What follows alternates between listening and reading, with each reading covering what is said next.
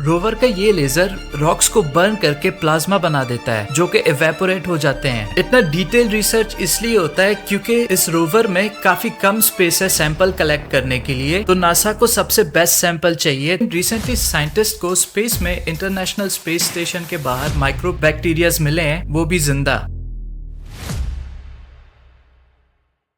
Hello friends, Mars के equator से कुछ ही दूरी में साइंटिस्ट को एक क्रेटर मिला है जिसमें बायोलॉजिकल लाइफ की पॉसिबिलिटी काफी ज्यादा है। इनफैक्ट साइंटिस्ट को सैंपल कलेक्ट करने के टाइम में इसका प्रूफ भी मिल चुका है। मार्स के इस क्रेटर का नाम जजेरो है और साइंटिस्ट ये मानते हैं कि एक टाइम पे ये लेक हुआ करता था। इस क्रेटर के डिस्कवर करने के बाद ही साइंटिस्ट ने ये अनुमान लगाया कि यहाँ हमें लाइफ के आसार दिख सकते हैं, जो कि एक बहुत बड़ा ब्रेक थ्रू है। इसी रीजन से फरवरी 18, 2021 में नासा एक मार्स मिशन बनाता है जिसमें अपना रोवर लैंड कर देता है मार्स में। और इस रोवर का सबसे बड़ा मिशन इसी कार्टर को एग्जामिन करके लाइफ का आसार ढूंढना था। इस वीडियो में जानेंगे कि आखिर इस रोवर ने ऐसा क्या डिस्कवर किया और अगर हमें मार्स में लाइफ मिला है तो वो कैसे दिखते हैं, और कलेक्ट किया गया सैंपल मार्स से वापस अर्थ पे कैसे भेजा जाएगा। साइंटिस्ट का ये मानना है कि अर्थ और मार्स के कंपोनेंट बहुत सेम है और मटेरियल भी इन दोनों प्लैनेट्स में काफी हद तक मिलते जुलते हैं। तो आखिर अगर अर्थ में लाइफ फॉर्म हो सकता है तो पॉसिबिलिटी हाई है कि मार्स में भी लाइफ फॉर्म हुआ हो। और मान लेते हैं कि मार्स में ऐसा कुछ हुआ नहीं है और कोई भी बायोलॉजिकल क्रिएचर मार्स में अभी तक फॉर्म नहीं हुआ, लेकिन सालों पहले जब अर्थ को काफी सारे एस्ट्रॉइड्स हिट करता था,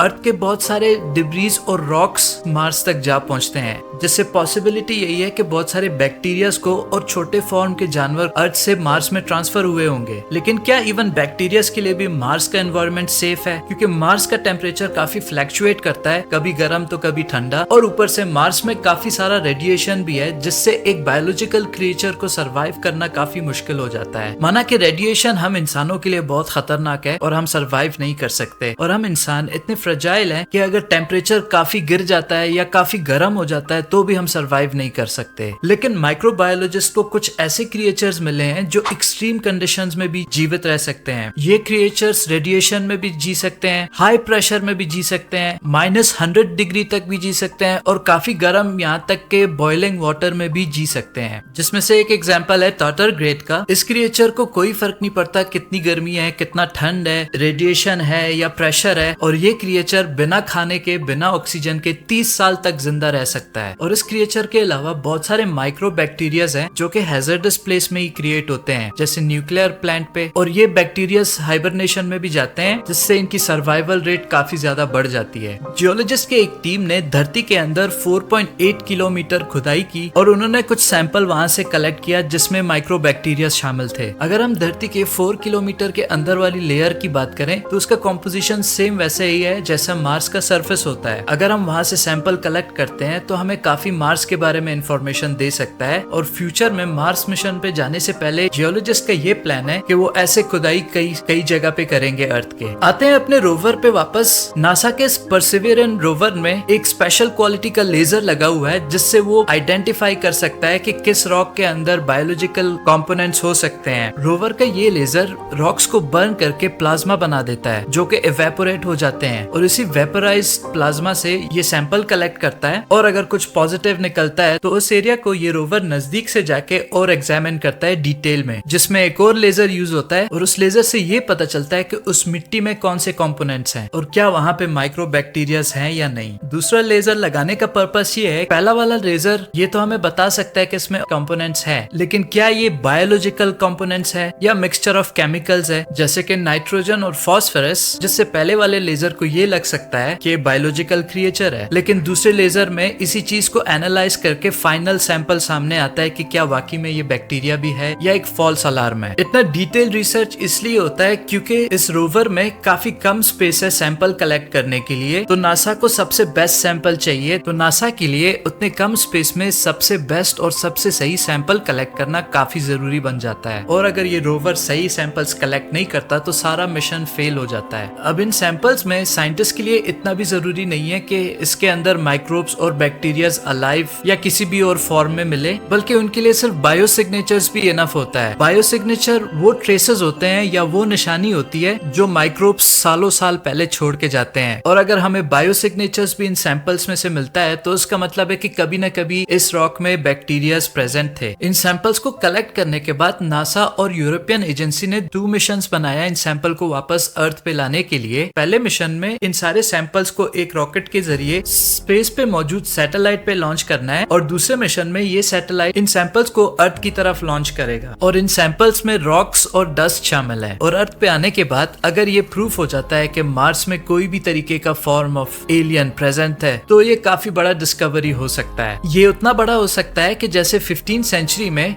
कोपरनिकस ने ये प्रूफ कर दिया कि अर्थ सन के चक्कर काट रहा है, ना कि सन अर्थ के। अब हम ये तो जानते हैं कि अर्थ सन के चक्कर काटता है और हमारे लिए काफी नॉर्मल है क्योंकि जब से हम पैदा हुए हैं तब से यही चीज सुन रहे हैं। लेकिन 15th-16th सेंचुरी में अगर कोई इतना भी कहता है कि अर्थ फ्लैट नहीं है और अर्थ सन के चक्कर काट रहा है, ना कि सन अर्थ के, ऐसा कहना बहुत सारी कंट्रीज में पनिशेबल बाय डेथ था। मतलब आपको इससे मौत की सजा भी सुनाया जा सकता था क्योंकि लोग उस टाइम पे इतना स्ट्रांगली बिलीव करते थे कि अर्थ सेंटर ऑफ यूनिवर्स है। और अगर मार्स से लाए गए सैंपल्स में हमें लाइफ फॉर्म नहीं भी मिलता तो साइंटिस्ट और जियोलॉजिस्ट मार्स के बारे में इन सैंपल से काफी कुछ जान सकते हैं, जैसे कि मार्स का कॉम्पोजिशन, मार्स का क्लाइमेट काफी सालों से कैसा रहा। सवाल यहाँ पे ये है कि आखिर साइंटिस्ट इतना श्योरिटी से कह कैसे सकते हैं कि मार्स में माइक्रोब्स और बैक्टीरिया प्रेजेंट हो सकते हैं। ऐसा इसलिए क्योंकि रोवर्स पहले भी मार्स में लैंड कर चुके हैं और सबसे पहले रोवर का नाम था वाइकिंग जो 1976 में मार्स में लैंड किया। और वाइकिंग का भी पर्पस यही था कि मार्स में लाइफ को ढूंढना। लेकिन 1976 में हमारे पास इतना अच्छा टेक्नोलॉजी नहीं था जितना आज के टाइम पे है। तो इस मिशन का रिजल्ट काफी डिबेटेबल है, जिसमें साइंटिस्ट का तो ये कहना है मार्स के सॉइल को इन वाइकिंग रोवर्स ने जब एग्जामिन किया तो हमें काफी पॉजिटिव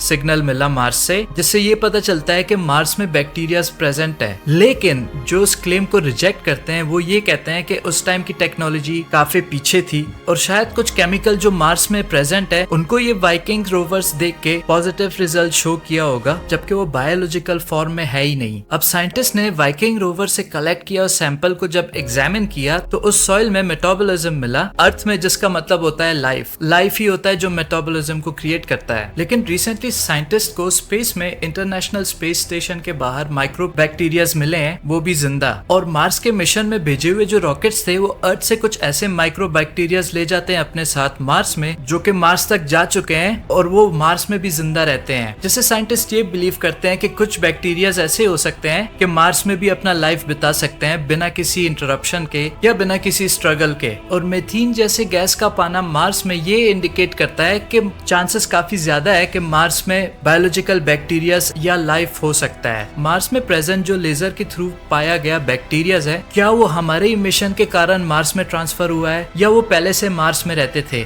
ये सैंपल आने के बाद साइंटिस्ट को पता चलेगा, जो कि अभी तक हमारे पास नहीं पहुंचा। और उन सैंपल्स में अगर हमें ऐसे बैक्टीरियाज मिल जाते हैं जो कि मार्स में ही रहते हैं और काफी यूनिक और अलग होगा उन बैक्टीरियाज के कंपेयर में जो अर्थ पे है, तो ये बहुत बड़ा ब्रेक थ्रू हो सकता है साइंस की कम्युनिटी के लिए, क्योंकि इससे हमें ये पता चलेगा कि हम इस पूरे यूनिवर्स में अकेले नहीं है। अगर मार्स में लाइफ है तो ये पॉसिबल है कि इस यूनिवर्स के किसी और कॉर्नर में भी हमारी तरह लाइफ प्रेजेंट हो सकता है। और सिर्फ यही नहीं बल्कि हम मार्स को कैसे कॉलोनाइज कर सकते हैं और कैसा एक सूटेबल लाइफ बना सकते हैं अपने लिए वहाँ पे, उसमें भी ये सैंपल्स काफी हमें हेल्प करेंगे। हम मार्स को कैसे कॉलोनाइज करेंगे वो मैंने इस वीडियो में डिस्क्राइब किया है, तो वीडियो जरूर चेक करना। वीडियो को एंड तक देखने के लिए थैंक यू। मिलते हैं आप सबसे नेक्स्ट वीक, तब तक के लिए पीस।